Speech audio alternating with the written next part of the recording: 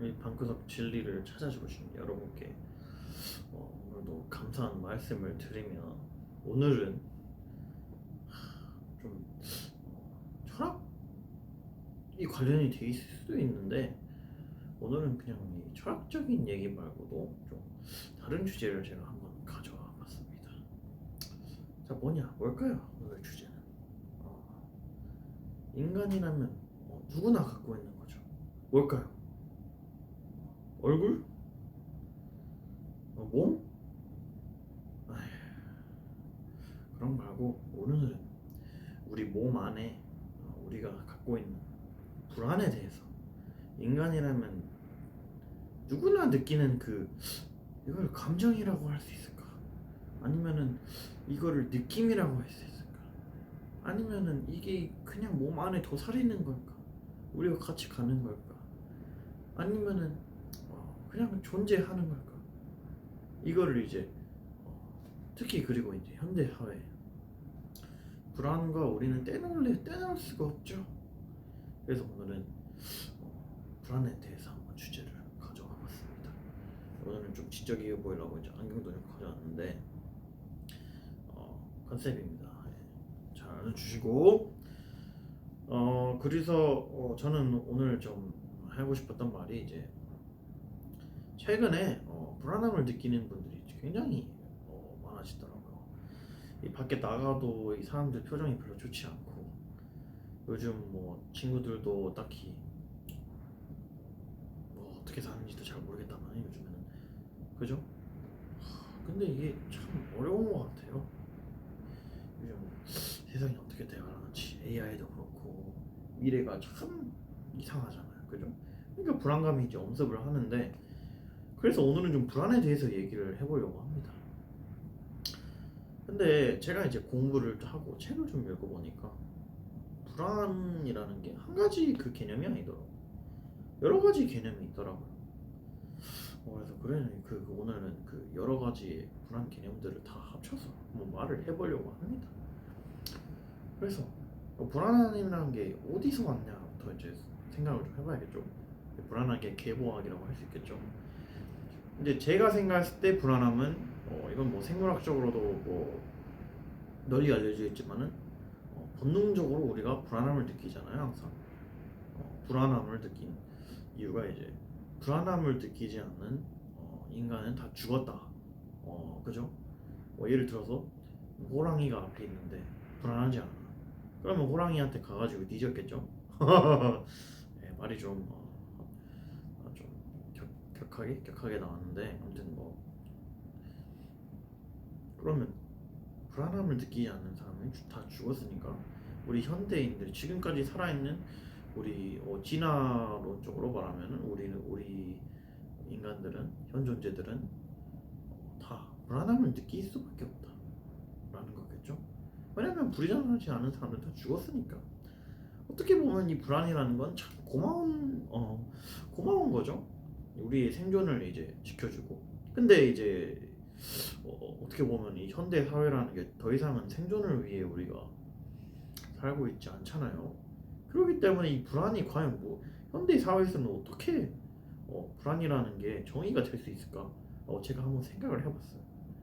그런데 제가 제일 언제 불안한가를 생각을 해봤을 때는 일단은 내일 당장 아침에 일어나야 되는데 이 알람에 내가 일어날 수 있을까? 라는 게 엄청난 불안인 것 같아요.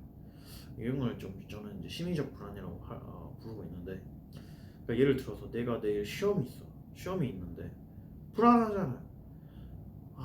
내가 오늘 잠을 자는데 내일 아침에 알람에 맞춰서 일어날 수 있을까?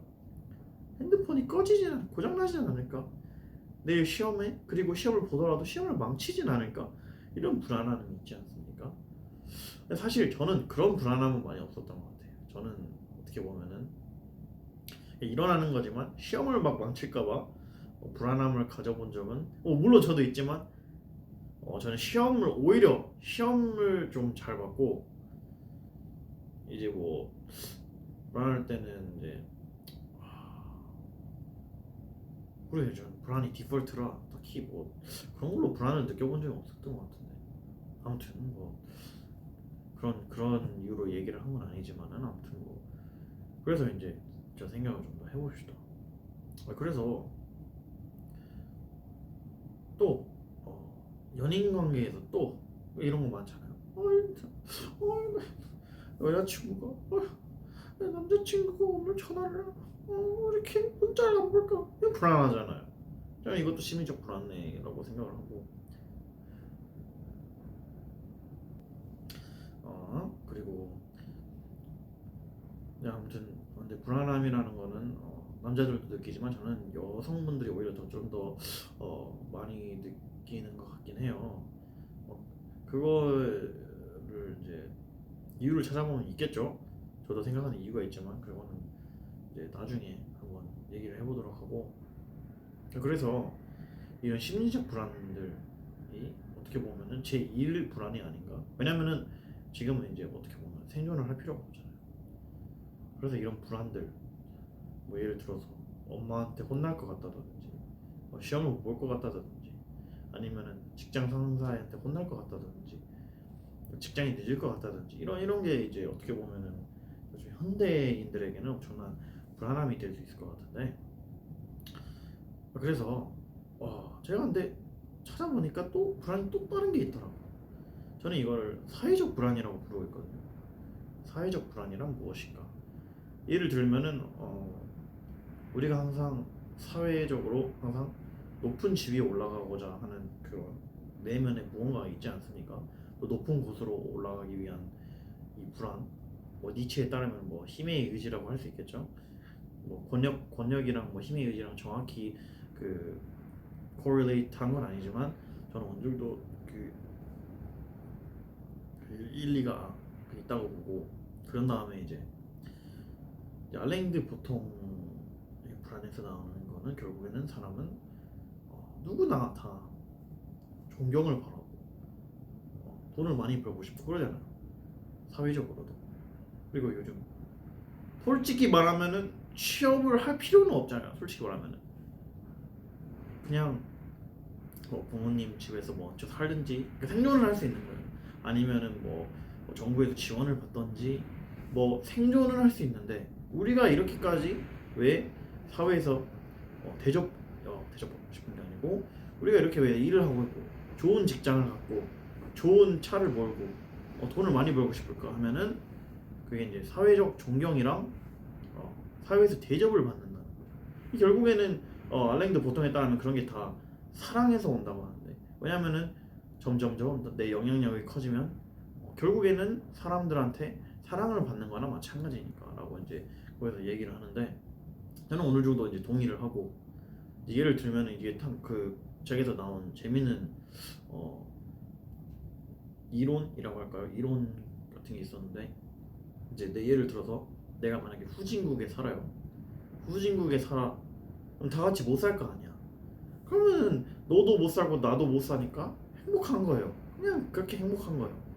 근데 선진국에 훨씬 더 잘 사는 선진국에 살아도 내 옆에 있는 사람이 나보다 좀 더 잘 살면 그걸 못 견딘다는 거예요. 그러니까 후진국 사람들보다 내가 100배는 더 잘 사는데 내 옆에 있는 사람이 좀 더 잘 사는 순간 인간은 거기서 불안함을 느낀다는 거죠. 이게 좀 이상하죠. 인간은 좀 굉장히 이런 것도 불안을 가지고 있다는 게 참 재밌는 거죠.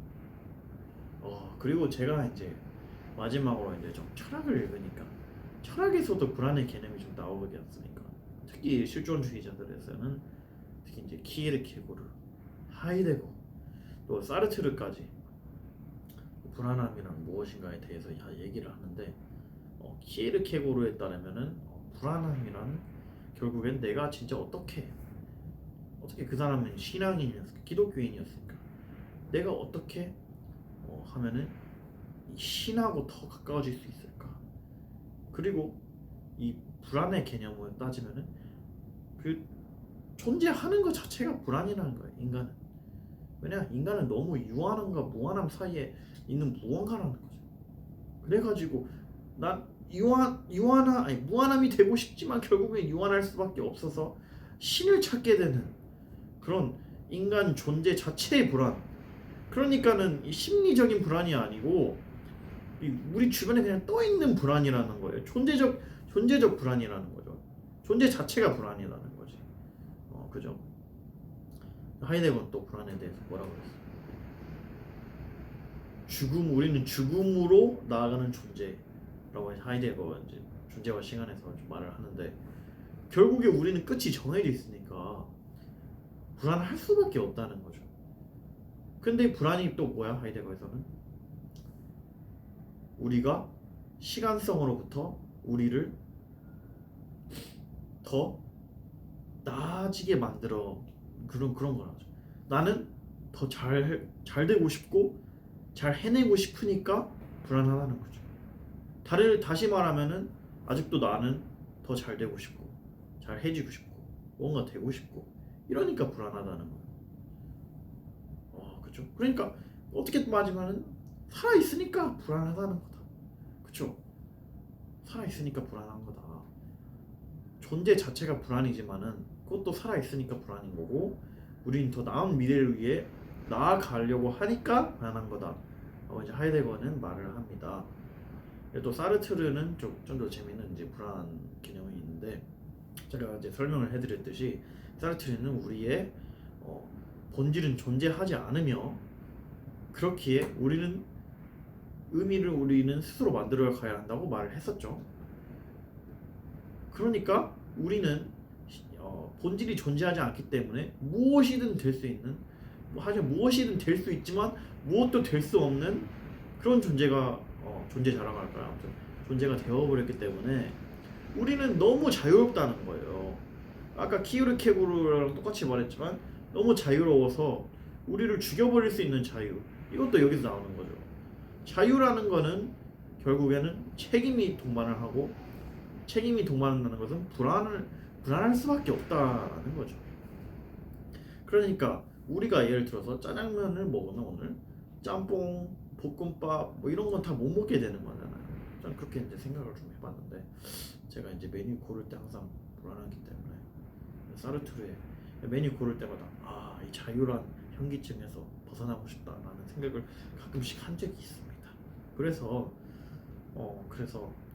사르트르에 의하면은 이거는 우리는 자유롭기 때문에 불안한 것이다 라고 할 수 있겠죠. 그러니까 이런 철학자들의 말을 한번 들어보면 이 불안이라는 개념이 좀 다르게 느껴질 수도 있는 거죠.